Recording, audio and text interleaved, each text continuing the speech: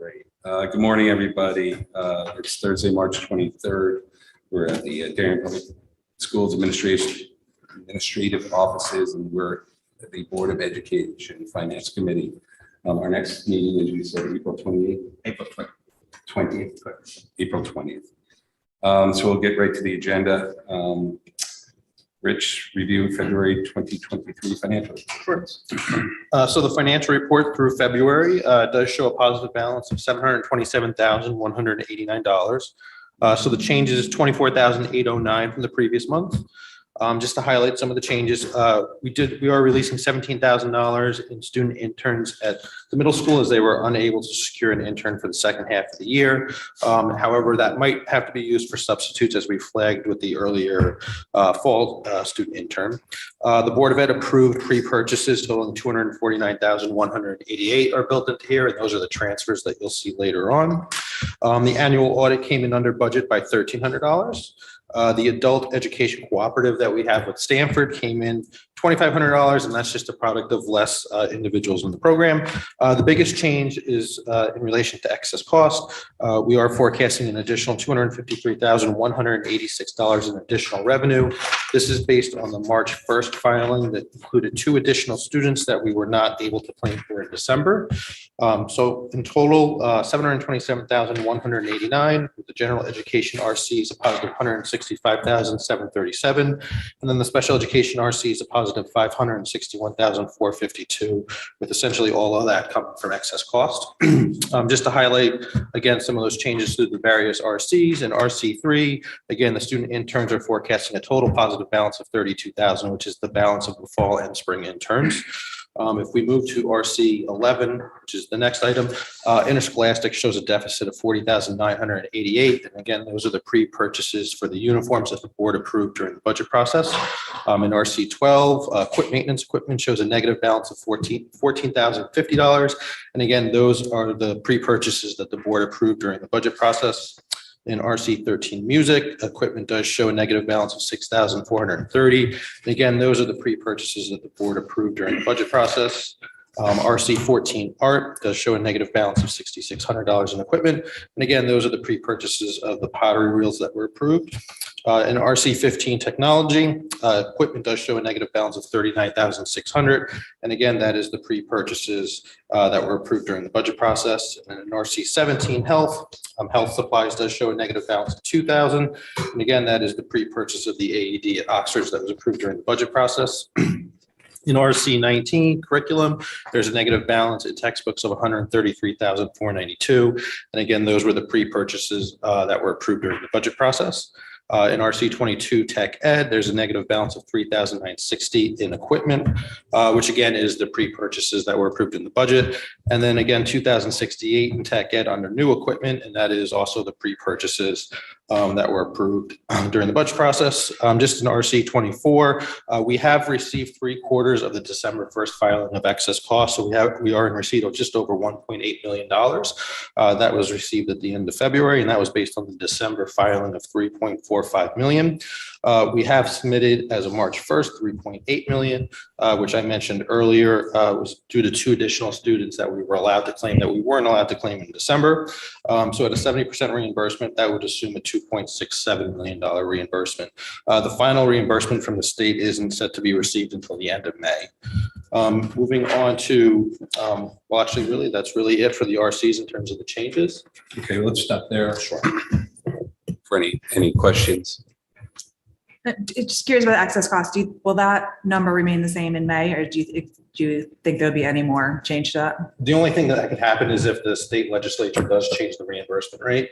So there was a discussion about changing the tiering of reimbursement. So if you remember at the beginning of the year, they changed the way they reimbursed to tier it based on town wealth. And so that's where we're at the 70. They did talk about moving that up. So if they do move that up, it could change. But our March filing is done, so there is no other opportunities to file between now and then. Thanks. You flagged that at the last meeting, and there's been no communication since. So just as uncertain on the outcome there. Just ECR, I mean, that was a incremental development over the last 4 or 5 weeks, right? Yeah, so we had the expenses already flagged because we knew the students were here and we were already paying those expenses in December filing. The state would not allow us to claim those individual students in the December 1st filing. Part of it has to do with maybe the location that they were at, the individual contracts that you have to have in place. Fast forward to the March 1st filing, those claims were actually approved. So then we can include that in the March submission. Okay. Well, and then so when we approved the pre-purchases, we were looking at a $500,000 surplus, give or take, with anticipation of dropping down to 250-ish, maybe. Okay. So now we find ourselves back with a larger surplus. I guess one of the question is, and again, this would have to come under board consideration, but when you think of pre-purchases, did you hold back on anything? You gave us a long list, not to kind of bend the budget curve or anything, but, Board of Finance still has the budget in its hands. Correct. I'm just wondering if there's anything else that could be added to pre-purchases that would achieve the same goals that we did in the first grouping. So the bulk, obviously, of the surplus is excess cost. So when we did recommend the pre-purchases, we kind of tried to put that aside and really look at the other areas. If the board wanted to touch excess cost, the only really things that you could look at in terms of pre-purchases is technology equipment, and then you would have that issue with kind of bending the curve in the future. Okay. A lot of like the smaller stuff in terms of like textbooks and maintenance equipment, we already really picked up. So there aren't a lot of kind of like big ticket items. And again, you'd have to be willing to probably touch excess cost. Okay. I guess if you could just be in tune to the potential that we'll discuss at the board level, but maybe it doesn't make any sense. I mean, again, we're just moving costs, but there's nothing, I guess, caught in supply chain or anything like that either that you. No, I mean, in terms of the supply chain issue, I mean, there's always the vehicles for Suburbans, but that's really a capital purchase. Yeah. It's far better than it was a year ago in terms of getting a vehicle, but there's still, a little bit of delay. In terms of operating things, computers are much better in terms of getting them than they were in the past. It wasn't like a year or two ago when everybody was buying every Chromebook they could because of remote learning. So that's kind of improved. Okay. And there's nothing wrong with handing back the surplus. Yep, just goes back to the town office. Okay. Any other questions? Could you just run through, before we get to the transfers, the grant report and the food service and equipment? Yep. Because you did flag some equipment purchases. Yep. So in the grant report, everything is relatively the same. We did receive a new grant from the state of Connecticut. It is towards the bottom of page 8 in the memo. It is the Connecticut SEDS implementation stipend for $20,000. This is to support the implementation and training of CT SEDS. So that does have to go towards payment towards staff, towards salaries, again, for the implementation of the new CT SEDS program. Moving on to the food service fund, we do have a profit currently of $55,806 with a fund balance of just over $488,000. We are forecasting a positive surplus at the end of the year of just over $220,000. I will say March is typically our best month because there are no school vacations and you have the most service days, so we would expect that profit to grow in March. So the fund balance would go to $652,000. If you do recall, a few finance committee meetings a while ago, we did say we would bring forward a recommendation for some equipment that probably needed to be replaced to kind of draw down on that fund balance. So we do have a recommendation of just over $94,000 in equipment. Some of the equipment in terms of the high school is a convection oven. It's actually original to the school when it was built in 2005. So it certainly is time to replace that. That's a little over $10,000. A char broiler for just over $18,000. That would allow us to be a little bit more efficient in terms of actually pushing food out to the students and the staff. A pizza bake oven. They've been doing a lot more pizzas lately, and there seems to be a lot more interest in pizza. And the pizza impinger is, again, original to the school when it was built. It's very difficult to get fixed, and it is a popular item for the students. And then open display merchandisers at the elementary schools. This is really where not necessarily the main meal, but whether it's like fruits or salads or snacks, they're kind of displayed a little bit easier. It's easier to get the kids in and out of the line so that they have more time to eat and enjoy lunch as opposed to having to wait into the line. So just over $94,000. So that would bring the fund balance, projected fund balance, down to $558,000, which is still very strong. Yeah. If you look at the revenue, the revenue is about $2.6 million for the year. So you'd probably want a fund balance of around 10 to 12.5% of revenue. So at 10%, you really only need about $260,000. So this would bring it down a little bit. And then as the year progresses in future years, then we can bring back some more equipment needs probably at the middle school. And then aren't we also funding some monitors from that budget? So for next school year, we're proposing to fund the lunch monitors out of the lunch account.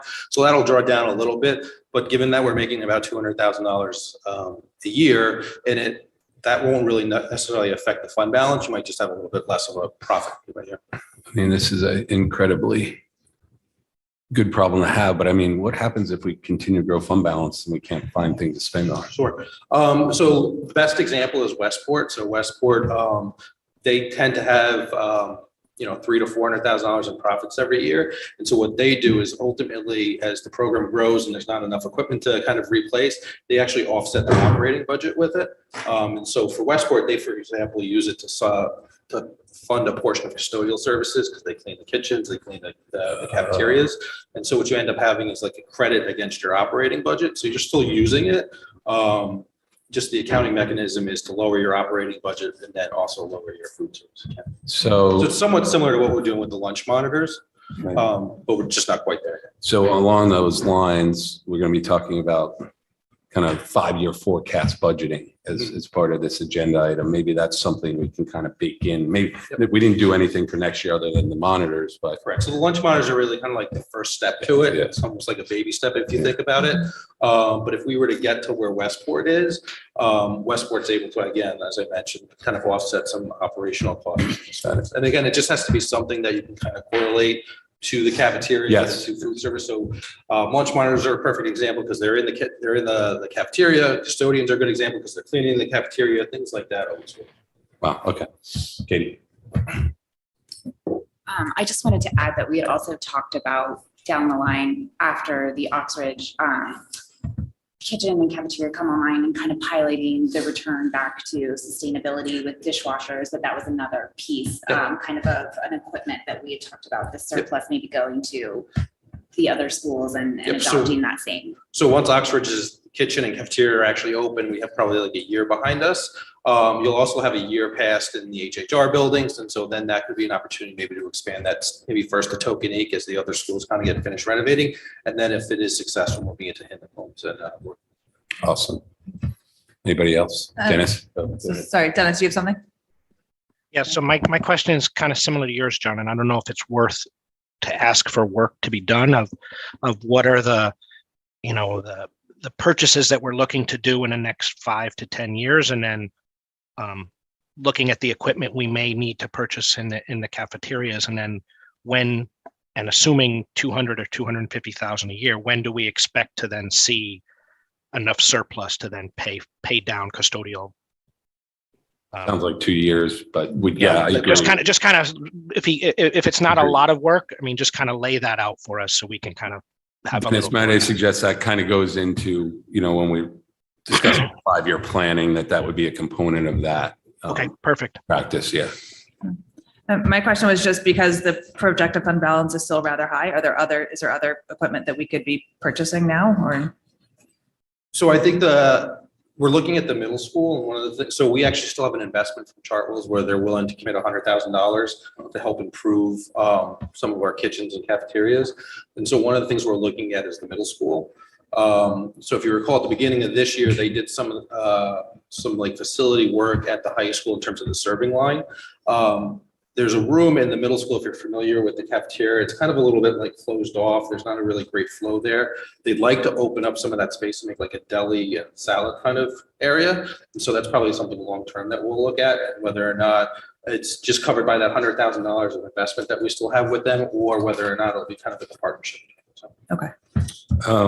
And then just back to the grant, we have the ARP ESSER grant. I think we delayed the funding of the wellness center for that, but there's still 88,500 left. And so there is 88,000, depending on what happens with the wellness center coordinator. If that ends up going forward, you draw about 65, depending on the timing of that individual, if it gets approved. So you'd still have a little over 20,000 left. And then sometime next year, we'll discuss about how to use that.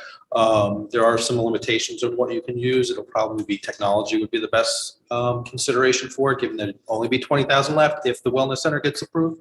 If it doesn't get approved, then that 88 obviously brings a little bit more. what's the deadline on spending of that? June 30th, 24. So we have Okay. one more school year. Okay, so Alan, we had the mental health director begin Yeah, recently. yes, she's, Dr. Dada is already on board and knows those considerations that the board would like feedback on those particular matters. Right, and what's the timeline on her coming back to the board, you think? Well, she is scheduled for an later April presentation, so it's around then that I really want to make sure she gets to understand the program, the people, the scenarios that she's been asked to look at. But she's going to be coming back to the board for a formal presentation, so I expect that will be made then. We had that discussion that tentatively we would do it at that April meeting. Perfect, thank you. Any other questions? Okay, we'll move on to, I'm sorry. Rich, I just wanted to ask about the Title I 2-year grant allocating for professional development and a literacy interventionist.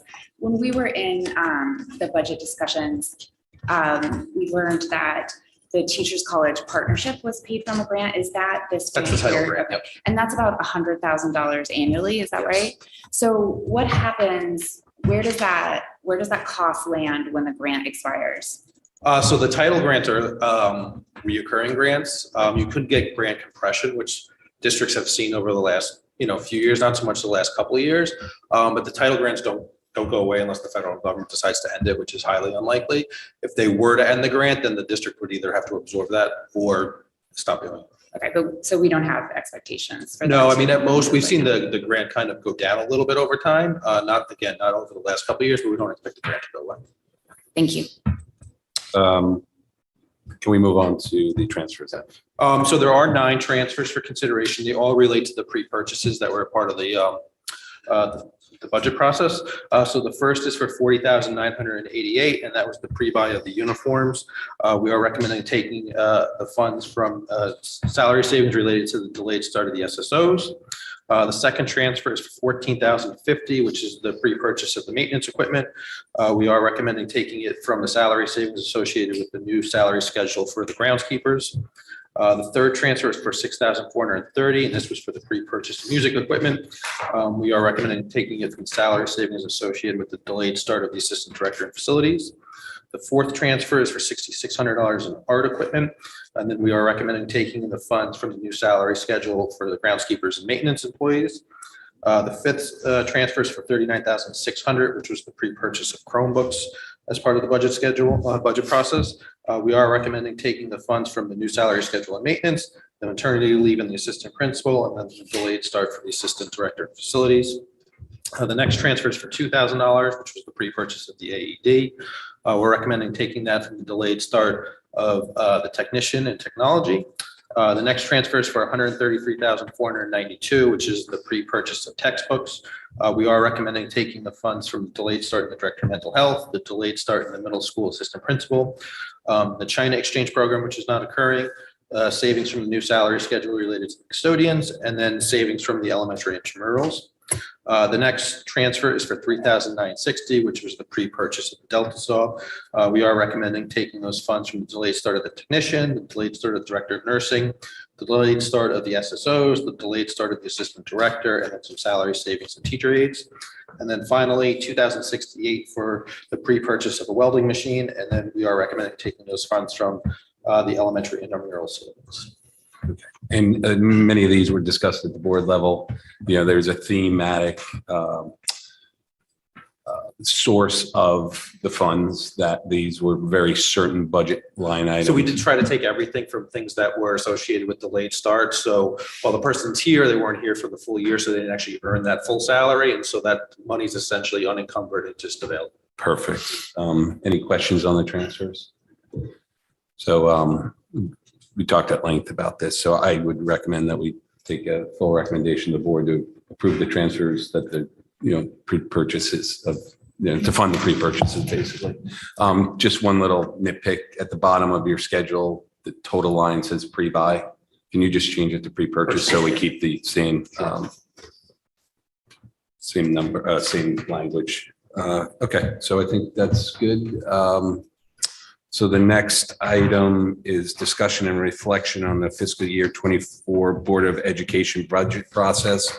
I see Jill is here as well, so I want you to become a active participant, maybe get on camera, in this discussion. But, reflecting on our budget process, I think it was one of the best I've experienced over the last 4 years. But, we did find some items as a board, and we discussed that at our last board meeting in terms of where we could become more efficient, where we could, follow the proper role of each individual board and or subcommittee, and just in my mind find ways of continuous improvement. The feedback we got from our fellow government officials was essential, so there's not an effort to change the feedback or getting feedback from our partners, if you will, but how we get it and when we get it, I think is a big focus of this.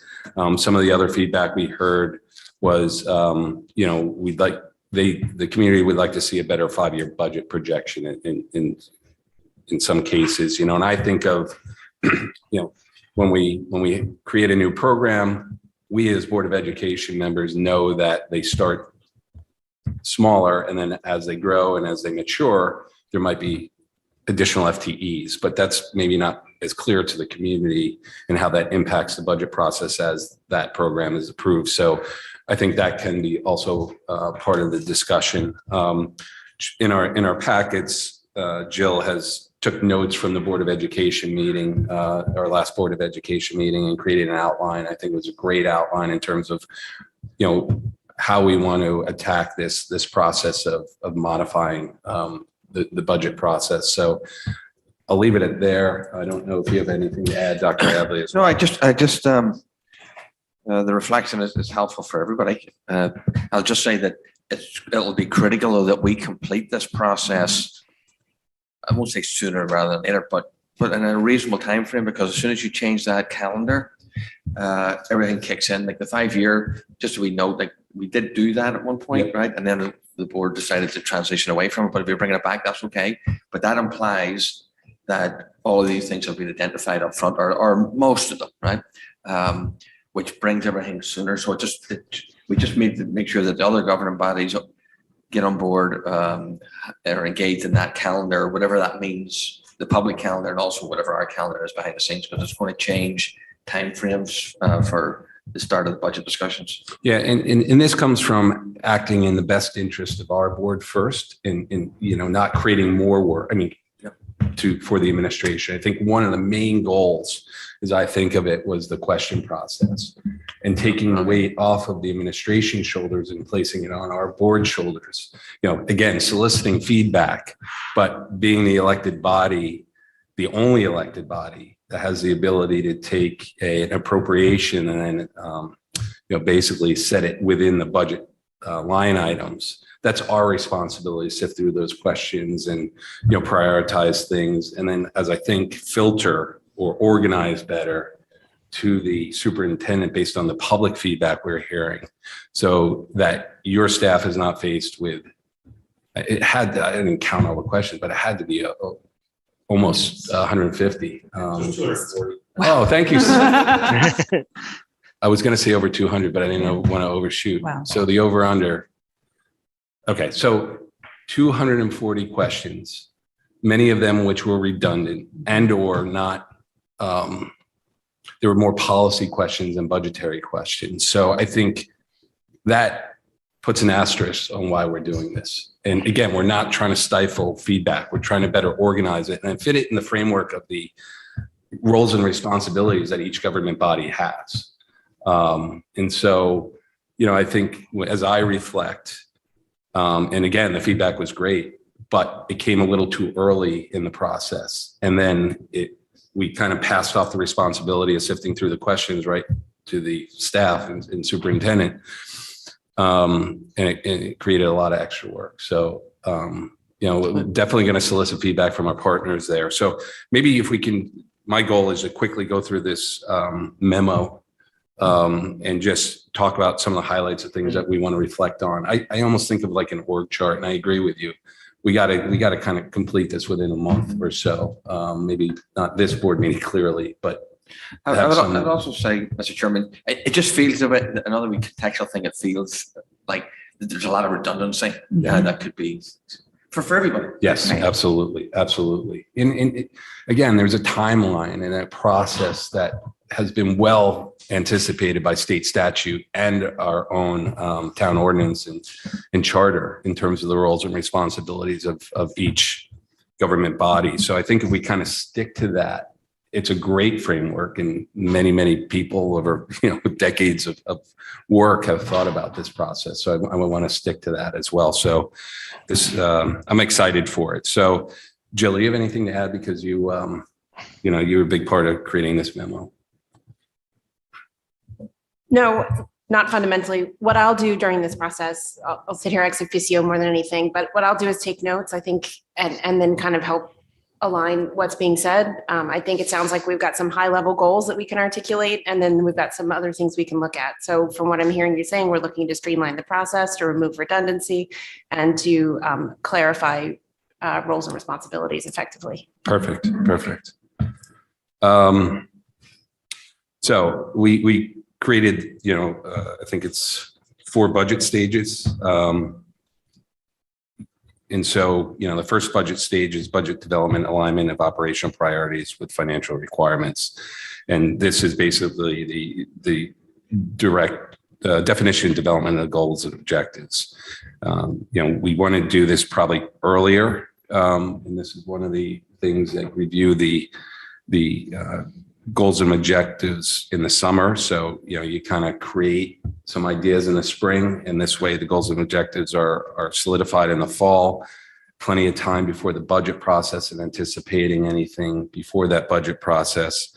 And then it also will allow us to reflect on what these new initiatives might be, priorities of the superintendent, priorities of the board, and then also reflect on any programs or activities or cost centers that we might want to find efficiencies or hate to use the word cuts, but because of inactivities and that sort of thing. I think that makes sense. I think the word that sticks out to me in this memo is being proactive. And I feel like so much of what we've done over the past few years has been reactive to things that have happened. So I think if we can, be a little forward thinking and just push that process back a little bit and look to the future earlier, I think it would be helpful, because sometimes I feel like, we've all struggled with creating policy within the budget, and that we want to not do that. So. And I want to reflect on your thoughts on this, but I realize the first year that we move everything up, it's going to be a bit of a, time crunch, if you will, or a little more effort. But I feel like the return on investment of that is going to help you and your team in identifying things earlier, so we don't run into those fire drills, if you will, during the budget process and learn. And so I think it would also align us, with the community, and not align our priorities. It'd be transparent so the community can see it, and therefore we're not in these fire drills during the budget process. Sure, this topic sounds like, whether it's these particular points, but it's a reflection on the budget, a plan, and a discussion moving forward at a more comprehensive level, right? That's what I basically see this, and engaging in that type of discussion. So the immediate secrecy of that is the timing of that. So other than that, that seems reasonable. Okay. Do you think there's any concern about, if we're talking about cuts of positions or whatever, if we start talking about that in the fall, how does that affect culture? And, I worry, I just don't want anybody, I don't want consternation when there doesn't necessarily need to be consternation. I just want to try to, It depends the way you talk about that. If you talk it in global terms of efficiencies or otherwise, but if you start targeting, for the want of a better term, or speaking about specific programs, specific areas, it may be more, well, it will be problematic. Right. It definitely will be, because it has potential, and actually not even the potential, it will do what you just said. right. So I'm just going to throw this out there, and there's no target on the back of extracurriculars, but I'm just thinking of like a club and a council or a sport that doesn't have anticipated enrollment to support it going forward. You could just say globally, Yes. this is an area that you might see a couple $1,000s of efficiency. Well, I'm going to be honest, it'll also help me in administration, because of the areas where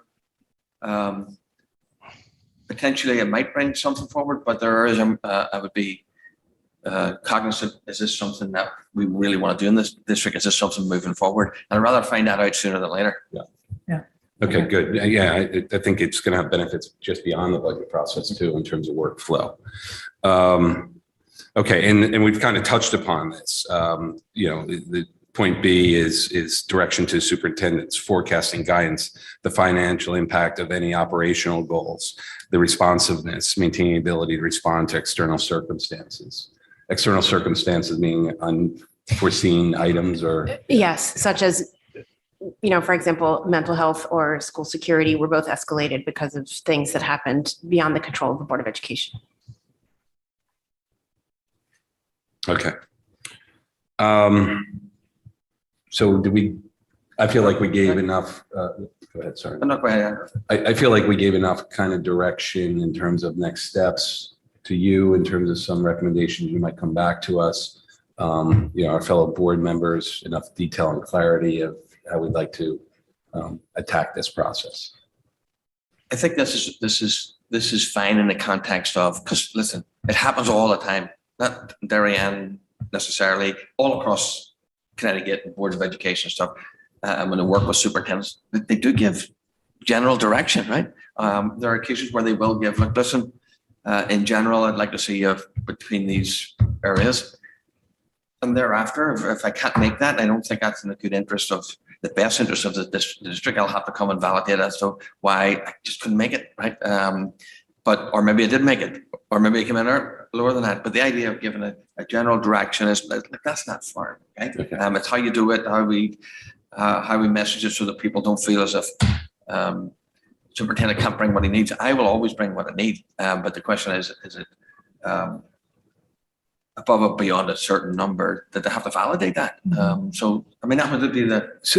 So I want to reflect on how we implemented security, because that was a well thought out, deliberated. Again, it wasn't as transparent to the public because there were, security concerns. We had some of the meetings in executive session, but that was a well thought out, detailed process and how you highlighted the issue to the board, maybe even over a year ago. And then over time and as circumstances changed in the external environment, you came back and said, now is a time, and we developed a plan over an extensive time period. So I think that's a great example of something we've already actually done, within the budget process. And again, we approved the financing outside of the budget process, but that was because of the externalities that, developed over time. So go ahead. Thank you.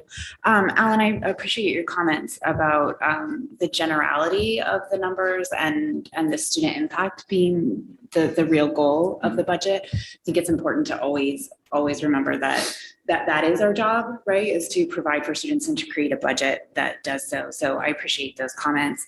I just kind of want to echo and expand a little bit on what Sarah said as well about as we talk about making the process more efficient, I think it is good to remember that if we can have policy and program initiative and organizational structure conversations in advance, then the budget process doesn't become the only opportunity to introduce them. So I'm very supportive of I appreciate the fourth note in this too, ensuring that we have that follow-up. I think that if we can take some of the things that we learned from this past and try to work on them proactively, hopefully our next budget cycle can be more about the dollars as opposed to, the programs and the policies.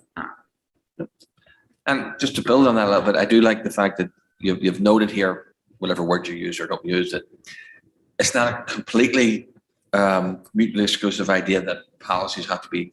Sometimes there'll be situations where, yes, I would have loved to, but maybe this isn't a good thing. Maybe you could say like the one-to-one. I just felt that if we didn't do it now, we were change that one-to-one policy. We weren't going to be able to do it. We're going to spend more money investing. And I recognized I should have done it like maybe 2 years ago, maybe perhaps, but I'm not going to I'm not going to. Just because I should have done it earlier, if I feel it's an urgency, I would have to bring it to the table, Absolutely. Please, we don't want to handcuff any, of the right decisions for this process. So it's I kind of think of a roadmap, but you can deviate from the route where appropriate. Okay, so the 2, board review of superintendent budget. So again, just to solidify the process, the superintendent, develops a budget, and a recommended budget is then placed in the Board of Education's hands. I think that's where the most thorough review and vetting occurs of the superintendent's recommended budget. Because again, we are the only body that has statutory authority of taking the appropriation and then allocating it by line item by line item. And so this is where the most detail is verbalized and shared with the community also through our Super Saturday and ensuing meetings. So, when the first bullet is the role of other town bodies, statutory authority. So like I've said it 3 times, we are the one that have the statutory authority. So we want to solicit feedback during this, because it's very important as we then adopt our budget, the Board of Education budget, and then hand it down to the fiscal authority, meaning the Board of Finance, that we fully vetted and created a budget that we can call our own and adopt it and have responsibility as elected officials and own it. So I think, what kind of has gotten upside down over the last few years is, and I personally commented it during the process, we started getting feedback from the other bodies before we even logged our own questions to the superintendent. And so I think this is one of the key areas that needs to change. We can reduce redundancies, but at the same time, get the same type of feedback, but then filter those questions so that we don't overwhelm the administration with over 240 questions. I'm never going to forget that number. Did that include our questions, by the way? Yes. Oh, okay. So, we're guilty as well, probably, of having some redundancies there. But I think one of the role of the town bodies is important. This is something we can work on with our other government officials. But, I've said what our role is. I'm not going to repeat that. But then we hand it off to the Board of Finance, its fiscal authority. And ironically, the Board of Finance has another role. And I don't think we've done this, but in the statute, it outlines that once we hand our budget to the Board of Finance, there's a 10-day window, which it shall, it's not might or could or may, it shall go and review our budget and find areas where they can find redundancies or consolidate services to find efficiencies. I'm not aware we've done that. All services are just non-educational. I'm sorry, non-educational services. Yeah. So thank you. That's a key point. So I'm not sure we've done that in my 4 years. No. Not in the form in which it's discussed in the statute. I mean, let's say this, we're very informal about it. Okay. Yeah, very informal, if you will. So I want to make sure that we ensure that this happens as part of the budget process in the future, because we have done some good work in finding efficiencies and redundancies. And the perfect example is the technology services department here in town. And so, it's, again, make it maybe more formalized so we do follow that process. And it's very clear. There's a 10-day window. They can file a report, give the reason where they may suggest finding efficiencies in some redundancies, and then we have the opportunity to clarify why we may or may not want to follow those. So I don't know if we can discuss this with town council, school council, so we can better understand what that means. Can I just clarify what that means? Does that mean Yeah. redundancies with town and school or within our own budget? So they, Both. Go ahead. as I understand it, again, I'm not a legal expert, but reading the statute, and Rich or Alan, you can opine, but it's looking at services that are in our budget that are non-educational, that they may see, hey, and again, let's go back before technology services. Hey, maybe there's an opportunity to consolidate those services. We suggest you pursue some action, but they don't have the final decision. We do. We just have to justify the Gotcha. decision. Okay. A contemporary example is the discussion around healthcare. And, there's always a discussion of, certainly if you want to formalize it so that it's very visible, it's there, it's a process, you can go listen. And there's always a discussion, what's educational, what's not educational, but that's okay. But if you want to formalize the process, and it'd be helpful to you, it's not as if we haven't been getting feedback, but we've been working collaboratively with the various town bodies and getting that feedback. But If you want to see it to be, very visible about it. I'm kind of seeing a flow chart or developing a calendar for the next year's budget cycle. And I think that's an important kind of item to include there. And it can be done via letter. It doesn't have to be done via meeting.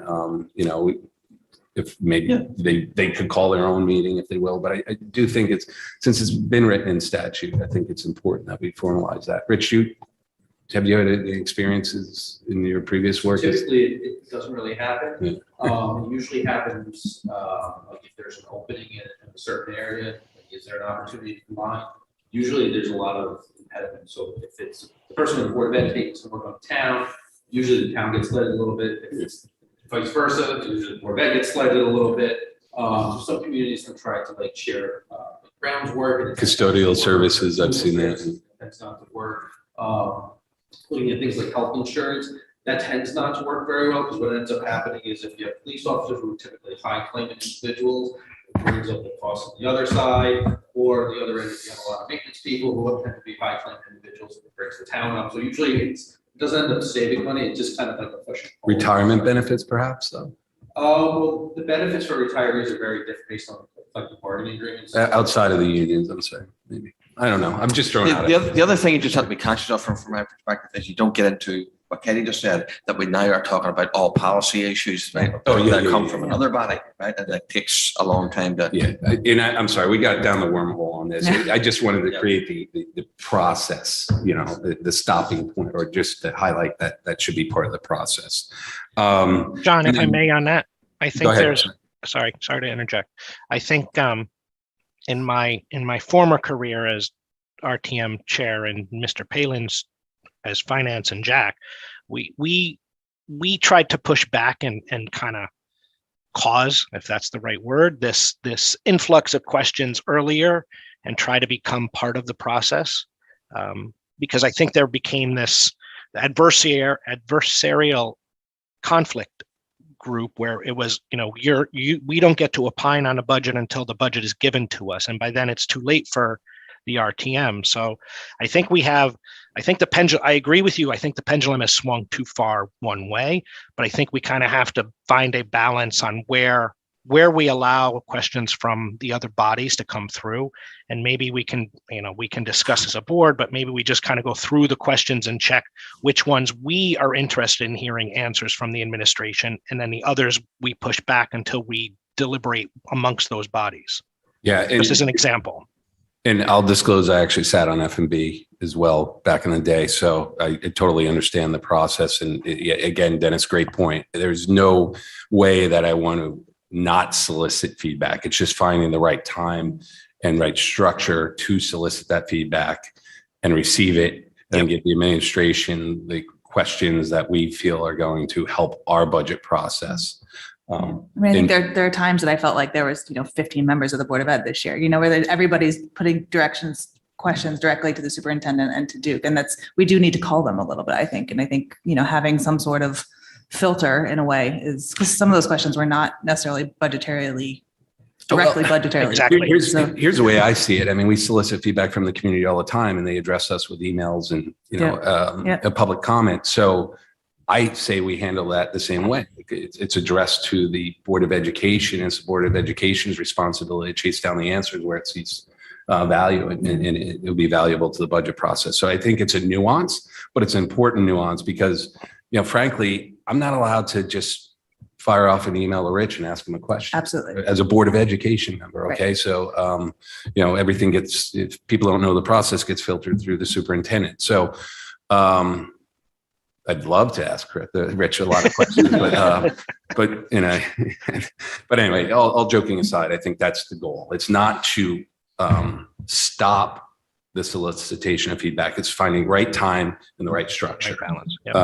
And the right balance. And it goes back to the statutory authority. Again, I mean, Board of Finance has a role here. And the way I see the Board of Finance's role is taking the Board of Education budget and reviewing it and becoming aware, because it has to find a way to, ultimately tax and set a mill rate that ultimately gets approved by the RTM. But, and they also then receive the town budget at the same time. So they're the fiscal authority that kind of brings the two sides together.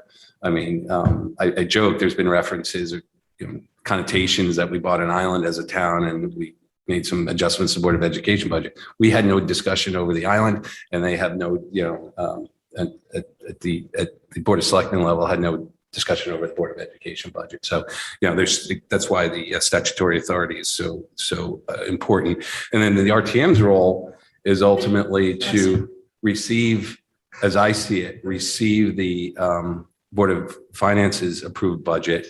And in a way, they can basically say, yes, we approve it, or no, we don't. They can't increase the budgets in their role. And I do understand, based on some conversation I saw at OPC, that they are also trying to refine, looking at the roles and responsibilities of the committees and better refine what their roles are as well. So, I'm sure we'll see some feedback from there. Maybe they're going to adjust certain things, but, again, I want to give RTM members the opportunity to solicit questions or submit questions. Same thing with the Board of Finance. It's just finding the right time and the right structure. And I think we can do that. No, John, I think your point is solid. And I think we can point to the fact that, when the Board of Education presented the budget to the Board of Finance, there were 0 questions from the Board of Finance members. So maybe we've gone too transparent with our work, and they're asking all the questions in our process and not their process. Well, just a little pushback there, Dennis. I think that meeting is an official one just to receive the budget. Right. So, I think by the kind of letter of the statute, they're just receiving the budget that evening. And, I'm sure we're going to see some questions, but, I think the chairman's already been, the Board of Finance has already been out complimenting the process and the transparency. But again, finding the right timing of the transparency. I totally agree. Yeah. Any other comments along these lines? Just the B2, with, reviewing the organization of the materials. I think, going forward, it might be helpful just to have one working Google Doc or something with everything in there. I think sometimes it's frustrating for me to have, you have the questions from this week, the questions from next week, the questions, like where is the particular question? Can we consolidate it into one document organized by RC so that it's in one place? Yeah, and that's a great suggestion, 100%. And I think as we refine the process, it's going to be easier for, it's not going to be questions kind of coming in as a salvo, if you will. Right. It will be better organized in terms of when the questions come. And so I guess what I'm envisioning is creating taking the calendar that we use and refining the calendar process.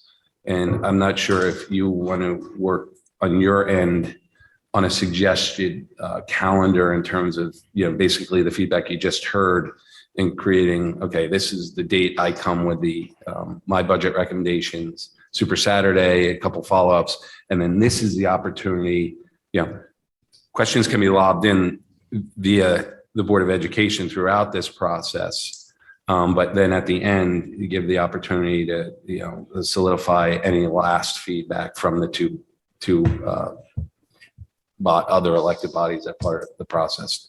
Does that make sense, or was I clear there? Or I'm just trying to create like a Define next roadmap. steps. Yeah.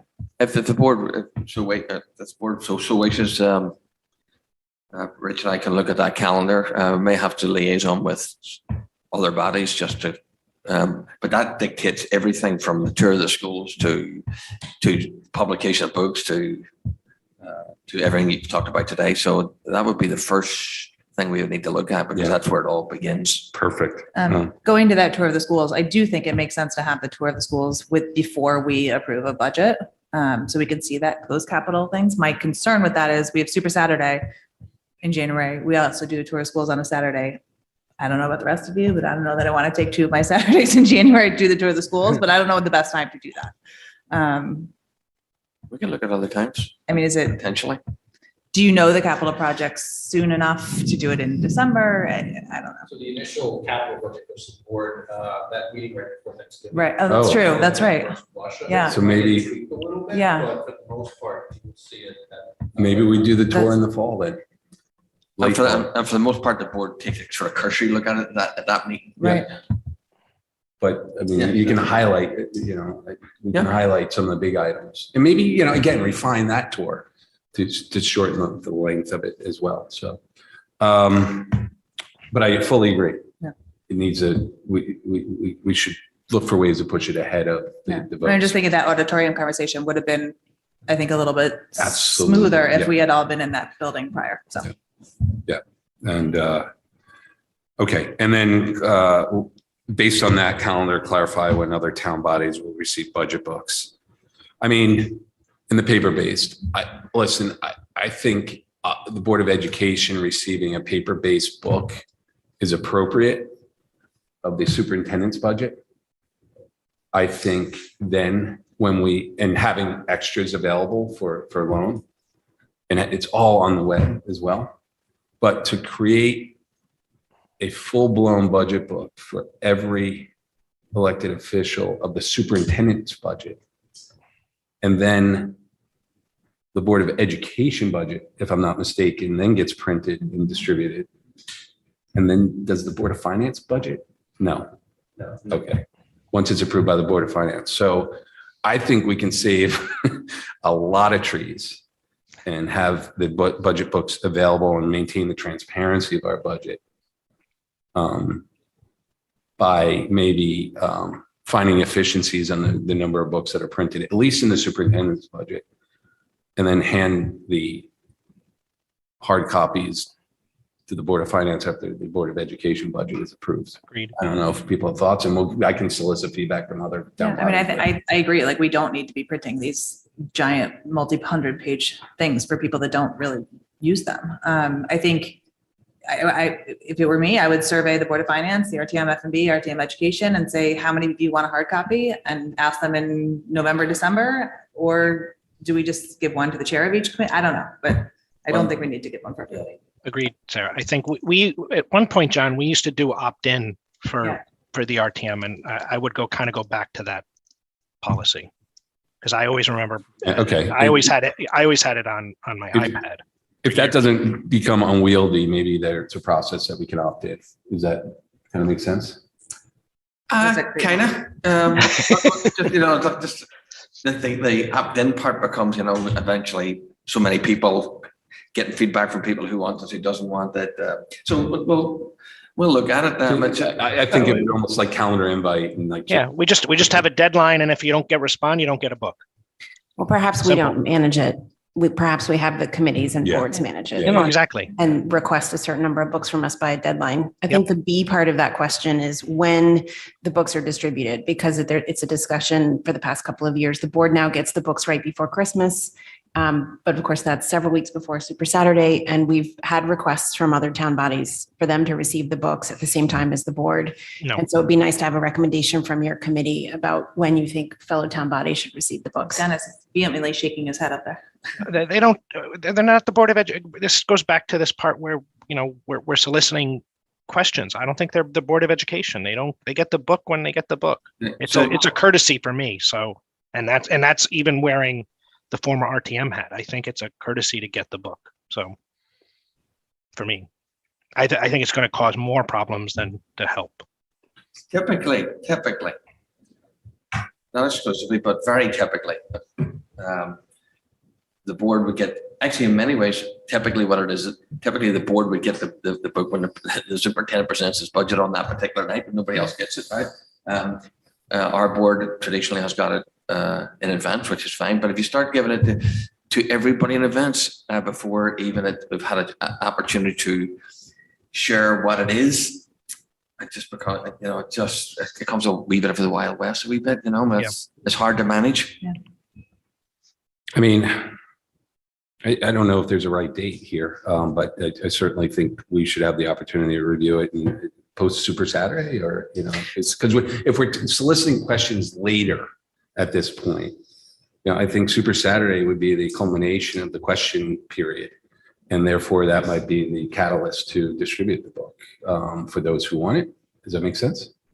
Well, today they're just at this time, they're distributed to other committees on the Thursday, which is the day of the budget opening. Mhm. And then they have them 48 hours, not quite, before okay. Super Saturday. Oh, then Which that's that fine. makes sense to me, but I don't think, I mean, I like the fact that we have it and only we have it from December 21st through that Thursday, because it is our job to do these line items, right? So we need time to formulate our questions. Okay, so I'm okay with that Thursday for the publish, let's just say the publishing, the publication to the community of the superintendent's proposed budget. And that's when it goes online.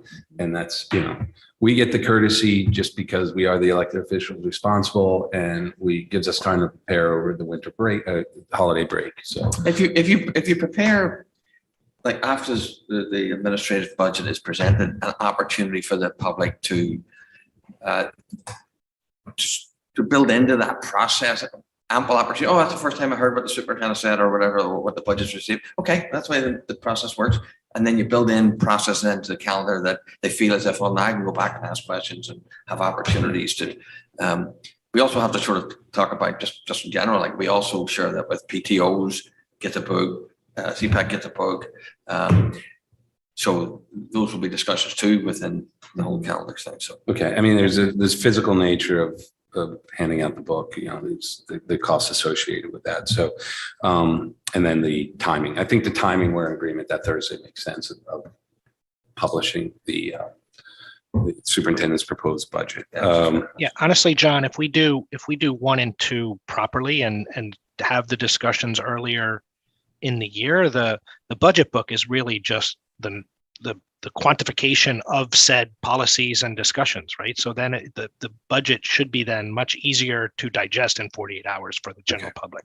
I guess the suggestion I would make, just hearing what the board's saying here this morning, Rich and I'll just work up a schedule, draft it, bring it back, and sort of trying to incorporate some of these thoughts. Absolutely, yeah. That's I mean, the goal is to make, honestly, the 2 of your lives much easier, right? I mean, there's so many last minute turnaround things that you guys needed to do this year, that if we can streamline that, I think that would be very helpful. Okay, we've hit A, B, and C there on number 2, and the handoff to the Board of Finance and RTM. So actually, let me just back up. So it's as part of that developed schedule, we do want the opportunity that the RTM committees and the Board of Finance can come forth, they can be present at every meeting, but there's got to be one meeting that they can come forth in a formal manner and address us before we get to ad cut night, is the day, whatever, ad cut meeting, which I hate that nomenclature, but we'll figure out a different name at some point. So I think, as you guys develop that schedule, make sure that there's a meeting that all 3 of those bodies can come in, and we will be receiving their questions throughout. We will be asking them, and that will give them the opportunity before we adopt our budget to highlight anything that we missed, or really put an asterisk or on what the points they'd like to make. And that's their opportunity to provide the feedback. Okay. So does that make sense to everybody? They can ask questions at any public comment and/or any email along the way. We will filter them. We will ensure that we ask questions throughout the process. If we miss anything, that's their opportunity in one meeting.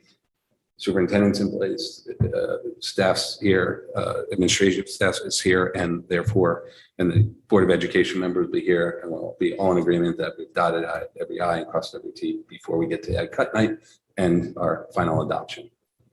The question is, where do we put the public hearing? Isn't that in the town charter for us, or just the Board of Finance? No, it's just Board of Finance. So we do have to have a public hearing. So I like the idea of the public hearing becoming before ad cut night, but at the same time, it feels sometimes a little late, because then it's just focused on ad cut and we miss some of the larger input that we'd like to hear from the community and what their goals and objectives might be and their priorities. But for now, let's just keep that date where it typically is, and then we can, in the new schedule that you're creating, maybe make some adjustments, if that makes sense. Okay, I'm seeing all nods, so we'll just the handoff to the Board of Finance and RTM. So the level of board administration support in person or otherwise. So this last Board of Finance meeting, it was a very formal, just handoff meeting. I think you attended and Duke attended, right? Yeah. Wait, Everybody was there. Mhm. Okay, so maybe there's a review there that the whole cabinet doesn't have to be there. I think it's important that you, as chief executive officer of the schools, have to be there. But your cabinet, since it's not a feedback meeting, maybe we can strike them from that meeting. And then the handoff, hand off the RTM, it's basically the Board of Finance's budget at that point. So I'm not sure, I mean, I'll solicit some feedback from the committees, but I'm not sure we should even be part of that because our role is done at that point. Mhm.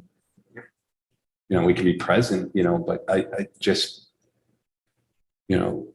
it's the RTM's responding to the Board of Finance's budget at that point, not our budget. I think it's the same with the Board of Finance public hearing, like everybody was there for that 2 minute and 33 second meeting. And again, does everybody need to be there? No. So in my opinion. Oh, yeah, I'm sorry. Yeah, I don't know if you have to bring your cabinet to that. Again, we'll solicit feedback from Right. Board of Finance, but I think those are ways to find great hours of efficiencies from especially your cabinet members that live, outside of town. Especially if there's no give and take. Again, I mean, once we finish our budget, I think a lot of your work is done. I mean, and if there needs to be clarification, you're well equipped and, our chair is well equipped to answer those questions at that point. So, unless it's something really esoteric that, Rich needs to explain, but, okay. And then, number 4, ensuring that there are spring, summer follow-up. I think, we just have to remember to do that. We have instituted a process, at least over the 3 or 4 years, we've been doing more of that. But I think the opportunity of that is, we flag items, and so we're well prepared for our retreat to address some of those items, or they might be more imperative that we do it prior to that. But you have a comment? I just would suggest pairing the master agenda with probably creating a list of items we're tabling, and then somewhere near the end of the budget season, having a master agenda discussion, which I think works naturally anyway, Yeah. in which we get those items onto the agenda so that they have a home. I think one of the things that happens is nobody's really tracking the items that have been tabled, and then they don't. Right. So if it's a hot topic. Yeah, I mean, I'm thinking, should we come up with Mhm. those items that we said we would table and look at them? I don't know that we have that list. I have a list on the back of a piece of paper in Yeah. one of my But binders, if we but could formalize some of that. we need to formalize it. Yeah, but that would be at the board level, right? Yeah. Yeah, Maybe so that's- definitely, full agreement there. And I feel like we've been getting better at it as a board over the years. Yep. But not perfect. Go ahead, Dennis. Sorry, John, if I may go back to a previous point of, and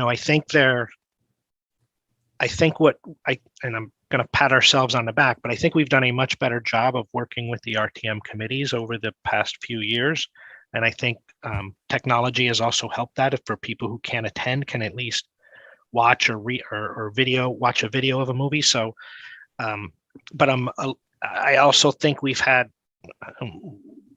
fairly easy budget, or fairly non-contentious budgets, we'll say. So I think we haven't had the need to go and present in front of the RTM subcommittees, but I think we have to be careful that we do have a plan or the ability to do so when things may not work as smoothly as they have in the past number of years. So just to highlight that. Yeah, I see. Yes, if there's a need to advocate for the Board of Education's adopted budget, absolutely, you're going to be at those meetings advocating for our budget. Yep, that's all. Yeah, most certainly. I appreciate that, and that's why it's important that Duke is there and the superintendent is there, and as they are in every year. I just don't know if the entire cabinet needs to be there. And as Board of Education members, I know we pick and choose which meetings that we think it's important to have our presence as well. So, but again, I keep going back to, our work is essentially done other than advocating. Agreed. Once we adopt that budget. And again, just go quickly back to the budget books. I don't know if I need a final copy of a printed copy of our adopted budget if it's online. I So agree. that's I would an opt out of efficiency that. Yeah, I would opt out of that Yeah. too. It goes just on my Yeah. bookshelf. Yeah. It's great to reflect on the great work that we've done, but we can do that online. Did any other items around this subject that we should discuss, or? You have a few items in there, like forecasting and guidance, where I think board members might have, and administrative staff might have different points of view, but I would suggest maybe a next step is to actually look at a calendar from administration. And then once you have a calendar in front of you, start to kick some of those items around in more detail. Yeah. Yeah, so that's an example of that might be, we'll delineate on the, potentially on a calendar, that's a public discussion of the guidance, right? Mhm. So there's no miscommunication about stuff. But we'll get, for the next meeting, may I suggest that we bring a draft back and Yes. try Yeah, I and think that's great. just, Yeah. at least from what works from our perspective with what has to work with dates and different things, we'll go from there. And should we add an agenda item for Tuesday night to formalize that, what we, just a poll of what we said we would all table and what we should bring back? Or is that not something that we need to talk about, the 9 of us? That's a good idea. Just quickly? Yeah, you know? just I personally am not ready for naming stuff unless the board is, you know. in terms- just items, Just that we thought, like athletics, we need to talk about more. Oh, you depth, want like, to brainstorm what- stuff? Yeah. items that were identified during the budget process that need to go to the master agenda in some form. We may or may not be able to define exactly what it looks like, but at least so Or- that those items are High level. named. When is our next master agenda conversation? Do we know? I don't know off the top of my head. I don't know off the top of my head either. It's just not on the agenda at the moment. Yeah, it's Actually, I not, might- it's not on next week's. actually, I might have a copy of it. Let's see.